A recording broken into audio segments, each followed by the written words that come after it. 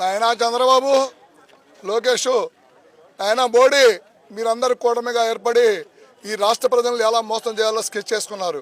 పాపం ఈ పేద ప్రజలు అర్థం కాక నువ్వు ఇస్తా అన్న హామీలన్నీ అమలు చేస్తామని, ఏదో వాళ్ళకి లబ్ధి చేకూరుతాని, వసతి దీవెన కావచ్చు, విద్యా దీవెన కావచ్చు, అమ్మఒడి కావచ్చు, చేయూత కావచ్చు, ముసలోళ్ళకి పింఛను కావచ్చు, ఏదేదో వస్తుందని ఆశపడి నీకు ఓటేశారు. సంతోషం, పరిపాలన మంచిగా చేయండి, ఇచ్చిన హామీలను అమలు చేయండి.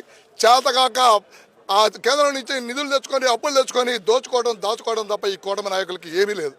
అవన్నీ దోచుకోవడం, దాచుకోవడం చేత కానీ హామీలన్నీ కూడా అమలిచ్చి అవన్నీ అమలు చేయలేక ఈరోజు ఇలా రోడ్డు ఎక్కుతుంటే మా మీద తిరగబడుతున్నారు. దయచేసి పోలీసులారా, మీకు ఒక విన్నపం, మీరు మంచోళ్ళు ఉన్నారు, చెడ్డోళ్ళు ఉన్నారు. పరిపాలన ఎవరికి శాస్త్రం కాదు. 5 ఏళ్ళు మీరు ఉండొచ్చు, 5 ఏళ్ళు మేము ఉండొచ్చు, మీరు 60 ఏళ్ళు ఉద్యోగం చేయాలి. దయచేసి అర్థం చేసుకోండి. మీ ఉద్యోగాలను ఎవరు కాపాడలేరు, ఏ ప్రభుత్వం కాపాడలేదు, మేము కూడా కాపాడలేము. మీరు మంచిగా ఉండండి, మంచిని మంచిలా గౌరవించండి. మీ ఉద్యోగాలే పీకి పక్కన పెడుతున్నారు. రేపు ఎవరిని పక్కన పెడతారో మీరు దయచేసి అర్థం చేసుకొని మంచికి సహకరించండి. ఇచ్చిన హామీలను అమలు చేయలేదని మేము రోడ్డు మీదకి ఎక్కితే మా మీరు ఇచ్చిన అమలు చేయలేని ఆ నాయకులను మీరు ఎందుకు క్వశ్చన్ చేయలేరు? ఎందుకంటే మీరు పోలీసులు, మీ బాధ్యత.